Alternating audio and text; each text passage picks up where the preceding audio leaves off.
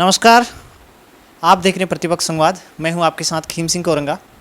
आज आप आमने सामने के विशेष क्रम में हमारे साथ मौजूद हैं डॉक्टर BR पनेरू सर। तो आज हम उनसे खास बातचीत करेंगे। सर, सबसे पहले तो मैं आपसे कहना चाहूँगा, क्योंकि आप शिक्षा विभाग में कार्यरत थे, तो आपका जो शिक्षा विभाग का अनुभव है वह किस प्रकार का रहा?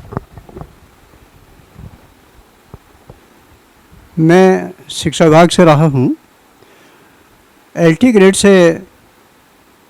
ग्रेड में अंग्रेजी अध्यापक के रूप में मैंने अपनी सेवा प्रारंभ की, शासकीय सेवक के रूप में। उससे पहले लगभग 12 वर्ष तक मैंने अशासकीय विद्यालयों में सेवा की और ये मेरा पहला अवसर था जब मैं शासकीय सेवा में आया। LT ग्रेड में सेवा करने के उपरांत लगभग 9 महीने बाद मुझे प्रवक्ता अंग्रेजी के पद पर पदोन्नति प्रदान की गई।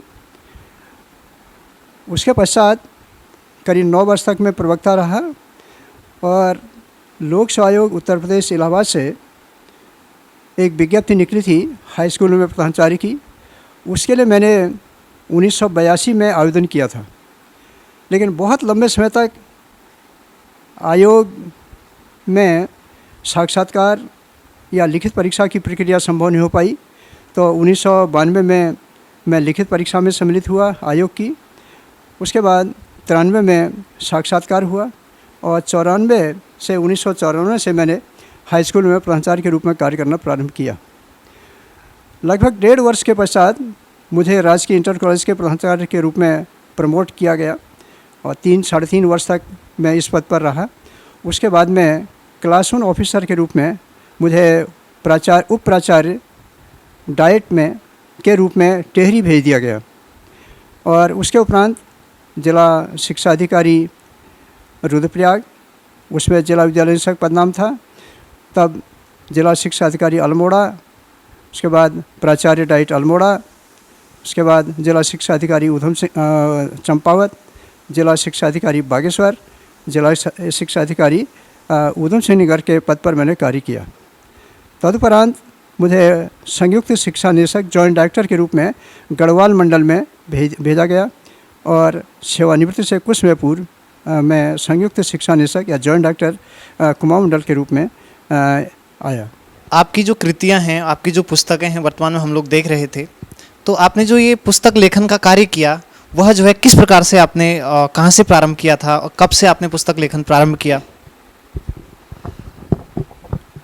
यद्यपि पुस्तक लेखन की जिज्ञासा मुझ में तब से रही जब मैं BA की परीक्षा उत्तीर्ण करने के उपरांत B.Ed कर रहा था 1972-73 में। उसमें से ही मेरी एक इच्छा थी, हार्दिक इच्छा थी कि मैं पुस्तक लेखन करूं, लेकिन परिस्थिति बस नहीं कर पाया। उसके बाद में मैंने देखा कि शिक्षा विभाग में, विशेषकर माध्यमिक शिक्षा विभाग में पुस्तक लेखन का कार्य बहुत कम लोग करते हैं। मैं नहीं कहूँगा, लेकिन बहुत कम लोग करते हैं। मुझे प्रेरणा मिली अपने एक सीनियर ऑफिसर डॉक्टर वाचस्पति मैथानी से।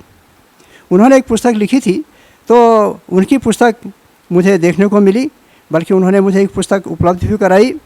तो मेरे मन में जिज्ञासा उत्पन्न हुई कि यदि हमारे शिक्षा विभाग के अधिकारी पुस्तक लेखन का कार्य कर सकते हैं तो मैं भी उसमें प्रयास क्यों न करूं।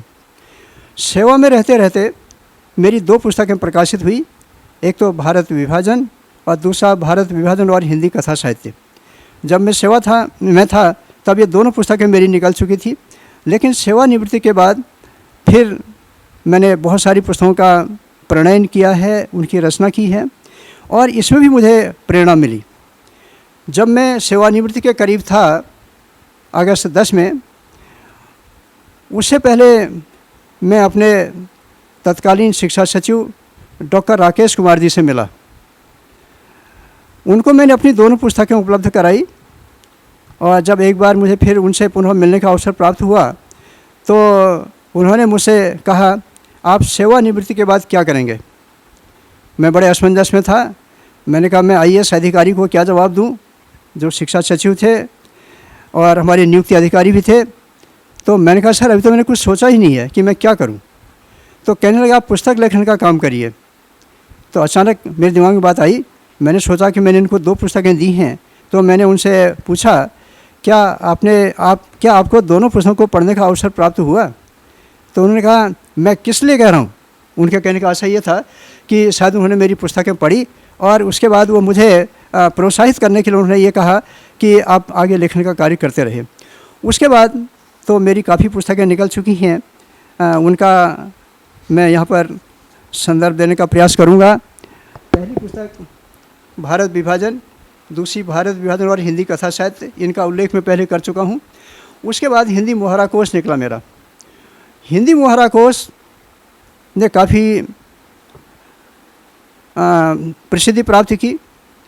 यहाँ की लाइब्रेरीज में तो ये पुस्तक लगभग है ही, उत्तराखंड के लगभग हर स्कूल में, कॉलेज में। इसके बाद मुझे ये कहते हुए सुखद अनुभूति हो रही है कि यह पुस्तक ऑस्ट्रेलिया की नेशनल लाइब्रेरी में है। इस बात को सभी लोग जानते हैं कि प्रत्येक देश की एक नेशनल लाइब्रेरी होती है। हमारी नेशनल लाइब्रेरी कोलकाता में है, कलकत्ता में। तो मेरी ये पुस्तक जो हिंदी मुहावरा कोश है, ये ऑस्ट्रेलिया की नेशनल लाइब्रेरी में है। और इससे पहले जो मेरी सबसे पहली पुस्तक थी भारत विभाजन, यह विदेश मंत्रालय के माध्यम से 34 देशों में जा चुकी है। तो मुझे लगता है मेरे लिए तो एक बहुत बड़ी सुखद स्थिति है ये, और मेरे लिए तो बहुत, मुझ जैसे व्यक्ति के लिए बहुत ही प्रसन्नता का विषय है। लगभग 18 से अधिक पुस्तकें लिखी हैं, फिर 10 से अधिक पुस्तकों का आपने संपादन किया हुआ है। तो इस बीच आपको सबसे सुखद अनुभव कौन सी पुस्तक को लिखते समय हुआ? कोई ऐसा वाक़या आपको याद हो? देखिए, जब कोई लेखक पुस्तक लिखता है या उसका संकलन करता है, तो मुझे लगता है उसकी सारी ही पुस्तकें अच्छी होती हैं, क्योंकि जिस विषय में उसकी रुचि होती है उस पुस्तक का वह लेखन करता है और या फिर जो है उसका संकलन करता है। और सबसे पहले तो मैं यही कहूँगा कि मेरी भारत विभाजन की पुस्तक जब विदेशों में गई है, 34 देशों में गई है, और मुहावरा कोश नेशनल लाइब्रेरी में ऑस्ट्रेलिया की, तो इनके बारे में जान करके तो मुझे बहुत सुखद अनुभूति होती है। लेकिन वैसे सारी पुस्तकें मेरी काफ़ी ठीक रही हैं और इनके 2-2, 3-3 संस्करण हमारे द्वारा निकाल दिए गए हैं। लगभग अभी आपकी अवस्था लगभग 72 वर्ष हो चुकी है, और इस अवस्था में भी आप पुस्तक लेखन का कार्य कर रहे हैं और अध्ययन का भी काम कर रहे हैं। तो वर्तमान में लेखन और अध्ययन को लेकर के आप इसमें जो है कितना समय दे रहे हैं? मैंने आपको बताया कि मैं चूँकि शिक्षा विभाग में कार्य कर चुका हूँ, शिक्षक के रूप में मेरा अनुभव रहा है, और फिर बाद में प्रशासनिक अधिकारी के रूप में मेरा अनुभव रहा है। और शिक्षा के प्रति तो मुझ में बचपन से ही शिक्षा के प्रति मेरी रुचि रही है। मैंने 1993 में अपनी पुस्तकों की एक सूची तैयार की थी, एक कैटलॉग बनाया था, और मुझे लगता है कि उसमें मेरी पुस्तकों की कीमत लगभग 80,000 रुपये थी 1993 में। जबकि उसमें जो पुस्तकें थी 2-2, 3-3, 4-4, 500 रुपये की पुस्तकें थी। जो उसमें 200-250 रुपये की पुस्तक थी, आज वो 400-500 रुपये की पुस्तक है। आज भी मेरे पास पुस्तकों का एक बहुत बड़ा संकलन है। मुझे पुराना ध्यान तो नहीं आता है, लेकिन 1967 से लेकर आज तक मैंने जितनी पुस्तकें खरीदी, वो सारी पुस्तकें मेरे पास आज भी उपलब्ध हैं। सर, आपने हालांकि बहुत सारी पुस्तकें लिखी हुई हैं, उनमें से 2 पुस्तकें आपने अभी जो संघ लोक सेवा आयोग और राज्य लोक सेवा आयोग की परीक्षा की तैयारी यहाँ पे छात्र छात्राएं कर रहे हैं, उनके लिए आपने निकाली हुई हैं। तो उन पुस्तकों का रिस्पॉन्स किस तरीके से रहा? मैंने अभी बताया कि यद्यपि मैंने काफ़ी पुस्तकों पर कार्य किया है, हमारे कुछ मित्रों और शुभ चिंतकों द्वारा मुझे इस बात की सलाह दी गई कि चूँकि आप सरकारी सेवा में रह चुके हैं, तो आप कुछ प्रतियोगी परीक्षाओं में सम्मिलित होने वाले अभ्यर्थियों के लिए भी कुछ लिखें, कुछ पुस्तकें लिखें। तो सबसे पहले मैंने और डॉक्टर टी.के. पन्नेरू ने, जिनका अभी मैंने नामोल्लेख किया था, हमने लगभग 3 वर्ष पहले सामान्य हिंदी की एक पुस्तक निकाली 2018 में, और 3 साल में इसके 4 एडिशन आ चुके हैं, 4 संस्करण आ चुके हैं। और ये पुस्तक काफ़ी लोकप्रिय हुई है। बच्चे इसके बारे में मुझसे फ़ोन करते रहते हैं, पूछताछ भी करते रहते हैं, और जब मैं उनसे परीक्षा करता हूं तो वो बताते हैं कि काफ़ी अच्छी पुस्तक है और ये सिलेबस के हिसाब से तैयार की गई है। ये पुस्तक हमने उत्तराखंड लोक सेवा आयोग और उत्तराखंड अधीनस्थ सेवा चयन आयोग के सिलेबस के आधार पर या उसके पाठ्यक्रम के आधार पर तैयार की है। और इस पुस्तक में मुझे लगता है ग्रुप सी से लेकर ऊपर की जितनी भी परीक्षाएं होती हैं प्रतियोगी, उन सब के लिए सामग्री उपलब्ध है। और ये अभ्यर्थी पर निर्भर करता है कि उसका सिलेबस क्या है और उसके हिसाब से वो चयन करें। यद्यपि हम छोटे छोटे अलग से पुस्तकें नहीं निकाल पाए हैं जैसे कई लोग निकालते हैं, लेकिन मेरा तो ये मानना है कि वो उससे उनका भी दुरुपयोग ही होता है या सटीक सामग्री उनमें नहीं आ पाती है। तो हमने सामान्य हिंदी पर जो पुस्तक निकाली है ये 720 पेज की पुस्तक है। इसमें हमने 3 मॉडल पेपर भी दिए हैं और अगर कोई भी अभ्यर्थी इस पुस्तक का सम्यक अध्ययन कर ले और मॉडल पेपर्स को देख ले तो मुझे समझता है कि इसमें उनके लिए पर्याप्त सामग्री उपलब्ध हो जाएगी। जब ये पुस्तक हमारी निकल गई, काफ़ी लोकप्रिय भी हुई, तो उसके बाद हमारे कुछ शुभ चिंतकों ने और मेरे कुछ मित्रों ने ये सलाह दी कि आप वस्तुनिष्ठ सामान्य हिंदी पर भी कोई पुस्तक निकाल दें ताकि अभ्यर्थियों को, बच्चों को इस बात की जानकारी मिल जाए कि परीक्षा में किस प्रकार के प्रश्न आते हैं, उनका उत्तर कैसे लिखा जाता है। अभी हमने ये जो पुस्तक है वस्तुनिष्ठ सामान्य हिंदी, हाल ही में इसको निकाला। जुलाई फर्स्ट वीक में यह पुस्तक आई, लेकिन 5-6 दिन में इसका प्रथम संस्करण समाप्त हो गया और इसमें ये जो मेरे हाथ में पुस्तक है ये इसका 2nd एडिशन है।